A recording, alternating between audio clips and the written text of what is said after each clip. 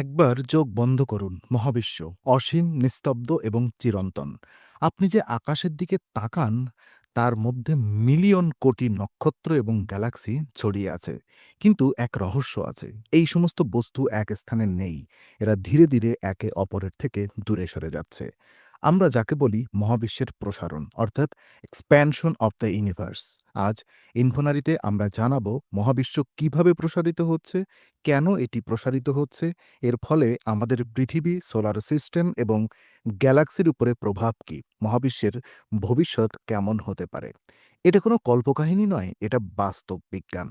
তো মহাবিশ্বের প্রসারণের ইতিহাস।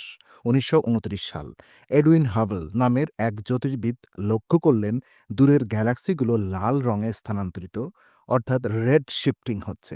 এর মানে এই গ্যালাক্সিগুলো আমাদের থেকে দূরে সরে যাচ্ছে। এটাই প্রথম প্রমাণ যে মহাবিশ্ব স্থির নয়, এটা প্রসারিত হচ্ছে। হাবল পর্যবেক্ষণ অনুযায়ী যত দূরে গ্যালাক্সি, তত দ্রুত এটি আমাদের থেকে দূরে সরে যাচ্ছে। এই নীতি এখন আমরা জানি হাবলস ল হিসেবে। তো রেডশিফট অর্থাৎ মহাবিশ্বের ভাষা। রেডশিফট হলো একটি গুরুত্বপূর্ণ সূচক। যখন একটি বস্তু আমাদের থেকে দূরে চলে যায়, তার আলোর তরঙ্গ দীর্ঘ হয়, ফলে আলোর রং লাল দিকে সরিয়ে যায়। ঠিক যেমন একটি সাইরেন শব্দ আমাদের থেকে দূরে গেলে কমে যায়, তেমনি আলো তরঙ্গ প্রসারিত হয়। এই রেডশিফট আমাদের বলে মহাবিশ্ব শুধু বিস্তৃত হচ্ছে না, এটি দ্রুত গতিতে বিস্তার লাভ করছে। তো বিগ ব্যাং, মহাবিশ্বের জন্ম। মহাবিশ্বের প্রসারণ আমাদের জানায় এর শুরু কোথায়।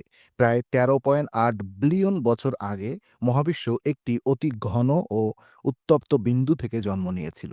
এই ঘটনা হলো বিগ ব্যাং। সেই মুহূর্ত থেকেই মহাবিশ্ব ধীরে ধীরে বিস্তৃত হচ্ছে। প্রথমে কেবল উচ্চ তাপ এবং শক্তি ছিল, ধীরে ধীরে গ্যাস এবং ধূলিকণা তৈরি হলো, তারপর নক্ষত্র, গ্রহ, গ্যালাক্সি সবকিছুই তৈরি হলো। এই প্রসারণ আজও চলছে। ওদিকে মহাবিশ্ব কিভাবে প্রসারিত হচ্ছে? প্রসারণ মানে শুধু গ্যালাক্সি দূরে সরে যাওয়া নয়, স্পেস ইটসেলফ ইটস এক্সপ্যান্ডিং, অর্থাৎ মহাবিশ্বের স্থান নিজেই প্রসারিত হচ্ছে। এই প্রসারণে সব বস্তু দূরে সরে যায়। Cosmic scale. আমাদের সূর্য বা মিল্কি ওয়ে গ্যালাক্সি একই আকারেই আছে, তবে দূরের গ্যালাক্সিগুলো আমাদের থেকে আরও দূরে সরে যাচ্ছে। Dark energy. মহাবিশ্বের বিস্তারকে দ্রুত করতে সাহায্য করছে অদৃশ্য শক্তি, যাকে আমরা বলি ডার্ক এনার্জি। এই শক্তি মহাবিশ্বকে চিরন্তন বিস্তারে চালিত করছে। মহাবিশ্বের ভবিষ্যৎ তাহলে কি? মহাবিশ্বের বিস্তার কেবল বর্তমান নয়, এটি আমাদের ভবিষ্যতেও প্রভাবিত করে। বিজ্ঞানীরা কয়েকটি সম্ভাবনা দেখেছেন। Big fridge. মহাবিশ্ব অন্তত বিস্তৃত হবে, গ্যাস, নক্ষত্র এবং গ্রহ ধীরে ধীরে আলাদা হবে, সবকিছু ঠান্ডা এবং অন্ধকারে ডুবে যাবে। বিগ রিফ, ডার্ক এনার্জি অত্যন্ত শক্তিশালী হলে মহাবিশ্বের সব গ্যালাক্সি, নক্ষত্র, গ্রহ, ইভেন অ্যাটমিক স্ট্রাকচার পর্যন্ত ছিন্ন হয়ে যেতে পারে।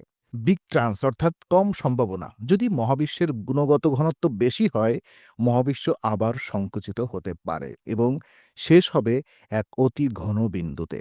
আমরা এখনো জানি না কোনটি ঘটবে, কিন্তু নিশ্চিত মহাবিশ্ব স্থির নয়। মহাবিশ্বের প্রসারণ এবং মানুষের কল্পনা কি? তো মহাবিশ্বের বিস্তার আমাদের শেখায় আমরা ছোট্ট, কিন্তু মহাবিশ্বের অংশ। সবকিছু স্থির নয়, পরিবর্তন অব্যাহত। আমাদের বিজ্ঞান ও কল্পনা অবিরাম বিস্তৃত মহাবিশ্বের সাথে খাপ খাইয়ে নিতে হবে। আপনি যদি রাতের আকাশ দেখেন, প্রতিটি নক্ষত্র, গ্রহ এবং গ্যালাক্সি সবই ধীরে ধীরে দূরে সরে যাচ্ছে। এটি এক অনন্ত নৃত্য, এক কসমিক ব্যালেট।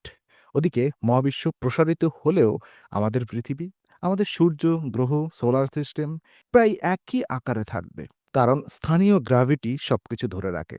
তবে দূরের মহাবিশ্ব ক্রমাগত প্রসারিত হচ্ছে।